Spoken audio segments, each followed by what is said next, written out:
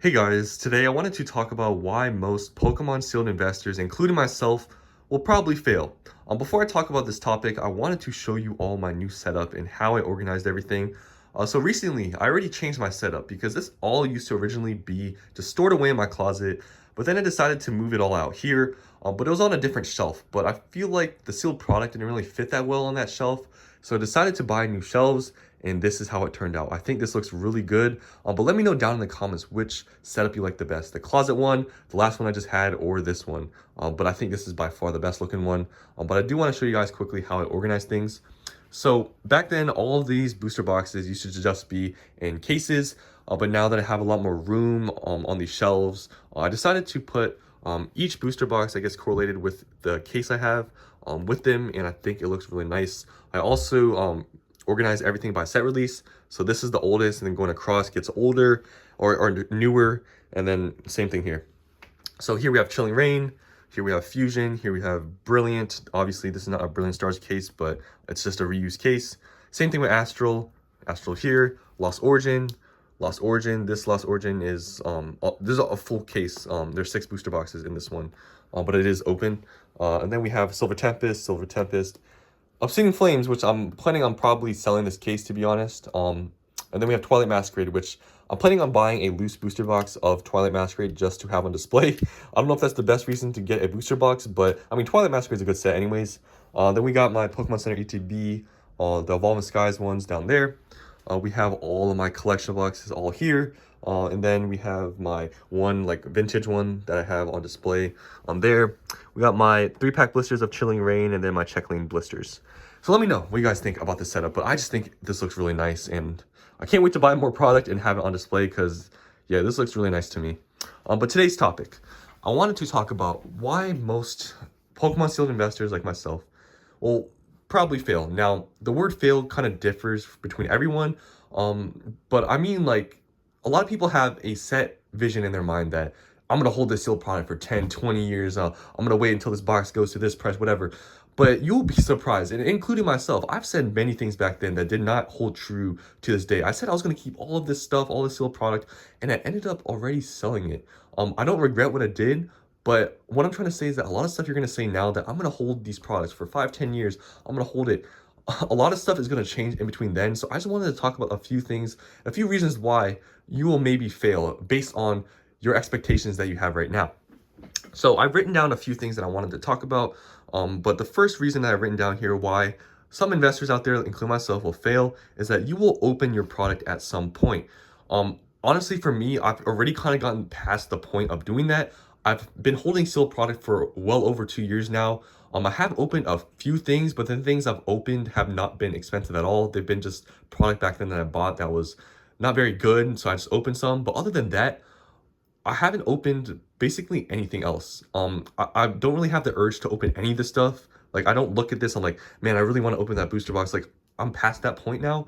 But if you're new to buying sealed product and holding on to it, man, it is kind of hard for the first like few months to be like, I have all this sealed product. And I just want to open, like, I have it right in my hands, I can open it. It will be hard at the beginning, but I'm personally past the point. But even still, like, maybe down the road you will want to open something up, and then you'll just get into the rhythm of opening things here and there, and then, you know, eventually you'll have no product. It's a possibility, but personally me, I'm already past that point. But the next thing is that you are too invested, you have way too much money in Pokemon, and you'll need to sell it at some point. You might get too, you know, excited trying to, you know, put money into Pokemon Soul product now, and you'll put too much in. And then at some point, maybe a year down the road, a few months down the road, you'll need money for something. And this will probably be the first thing you sell to get money, because obviously Pokemon product, this is like a hobby. This is nothing like, this is not a necessity. You'll probably sell the product because if you have booster boxes or something, that's a lot of money. And if you need the money, you're probably going to just sell it first, because I mean, this is not something that is a necessity. So you'll probably end up doing that at some point if you have way too much money invested, and you just need some money, and you'll sell your product. It's definitely a possibility. So just make sure you don't spend too much on product now and, you know, be forced to sell it because you need the money for something else. Another reason is that you will sell too early. Man, this is a huge thing that I feel like a lot of people like, I guess, have a, you know, thinking that I'm going to wait until this booster box hits this price, or I'm going to wait until X amount of years to sell the product.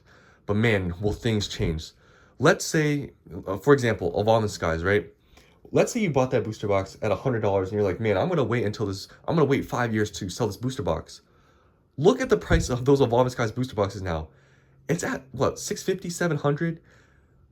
A lot of you out there that had Evolve Skies, and I mean, this is just a generalization, but I feel like a lot of people, maybe not you guys, but a lot of people out there, I feel like they had the idea that I'm going to hold this until 5 years, 10 years. But look how much it's gone up already. I bet you a lot of people already sold out, at least some, but I bet you a lot already secured profits even lower than the price it is now. Because imagine a booster box. Let's say you bought it at like 150 bucks or whatever. Let's say it went up to 300 or 400 within a few months. You're telling me you wouldn't be tempted to sell? Like, a lot of people out there think that, I'm going to hold all this and wait until a certain time, but wait until the box jumps up in price and see how your vision changed. Like, it's really crazy. It's happened to me, but a lot of people out there will sell early, and there's nothing wrong with that. Honestly, securing some profits, selling some off or whatever is not a bad idea, but having a set amount in mind or set amount of years that you're going to hold product, honestly, to me, is not a very smart idea. Just do what you want to do. But just saying that right now, I'm going to hold this for 10 years. I'm going to wait until this box gets to 1,000. It's just not honestly a realistic thing. I don't do that myself. I personally, in my mind, as it is right now, things can change.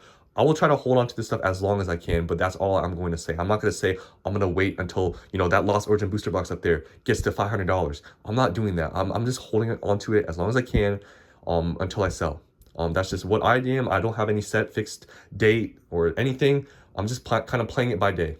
And then the last thing I wanted to talk about, and this is, I guess, another thing that people don't think about, and something that I feel like will happen to some of you guys out there, especially if you just got into Pokemon recently, is that you will lose interest in Pokemon. Back then, early on, when I was much younger, I was into Pokemon for like since I was like a young kid. And then I grew up, and then I just lost interest in it. And I didn't care about Pokemon for years. But then I got back into it, obviously, because of the whole boom thing.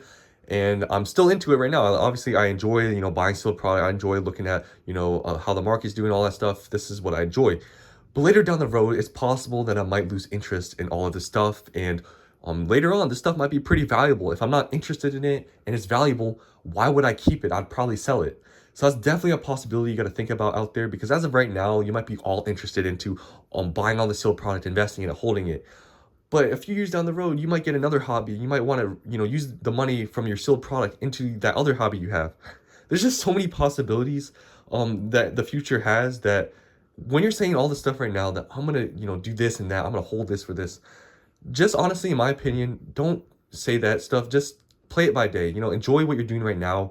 If stuff happens down the road, you need the money, you don't care about Pokemon or whatever, you want to secure some profit, sell it off, you can do whatever you want, but just don't have a set plan in mind all the time, because you might be disappointed in yourself, whatever, later down the road if you change it. But that's just my take. So hope you guys enjoyed this video, and let me know down in the comments if you guys are like this. Do you guys have like a set, like, fixed price you're gonna sell something at, or a fixed date? Let me know down in the comments. But personally, me, I don't really have that. I just play it by day. So that's the end of this video. Hope you guys enjoyed this, setup that I have here, and I'll see you guys on the next one.